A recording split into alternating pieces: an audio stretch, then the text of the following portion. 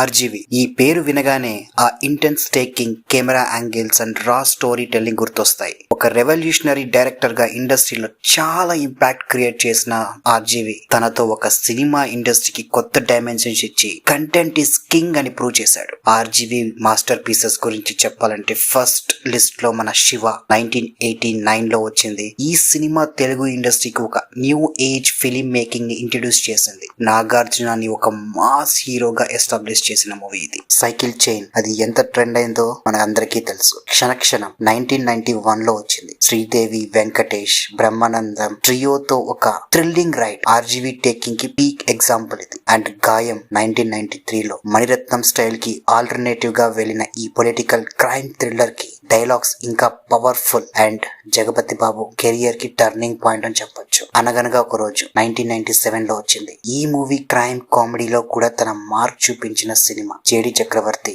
ఊర్మిళని repeat చేసిన master piece సత్య. ఈ movie గురించి చెప్పనవసరం లేదు. 1998 లో Hindi direct film. Under world back drop లో క్రైమ్ థ్రిల్లర్ లో ఆర్జీవి పీక్ ఫామ్. బాలీవుడ్ లో తన మార్క్ పెట్టి బిగ్గెస్ట్ హిట్ కొట్టాడు. Company 2002 Hindi direct release. Dawood Ibrahim, చోటా రాజన్ ల మధ్య జరిగే ఒక స్టోరీని బేస్ చేసుకొని చేశారు. Govinda Govinda crime plus mythology plus thriller లో బ్లెండ్ చేసిన యూనిక్ కాన్సెప్ట్ ఇది. అండ్ సర్కార్ అమితాబ్ బచ్చన్ గారిని పవర్ఫుల్ రోల్ లో చూపించిన the godfather India version లా మార్చిన మాఫియా డ్రామా. రక్త చరిత్ర పరిటాల రవి గారి లైఫ్ ని బేస్ చేసుకొని fact based political action film గా నిలిచింది. అయితే ఆర్జీవి గారు ఇప్పుడు ఎందుకు కంబ్యాక్ ఇవ్వడం లేదు? ఆర్జీవికి సినిమా సెన్స్ ఉంది. ఒక strong story, raw intensity, gripping screenplay తో వస్తే, ఒక Shiva 2.0 or Satya level cinema create చేస్తే ఆర్జీవి ఈస్ బ్యాక్ అని చెప్పటమే కాదు, ఇండస్ట్రీ మొత్తం సైలెంట్ అయిపోతుంది. మరి శారీ సినిమాతో కంబ్యాక్ అవుతుందా? బట్ ఓల్డ్ ఆర్జీవి మాత్రం మళ్ళీ వస్తాడనే హోప్ అయితే నాకుంది. మరి మీకు?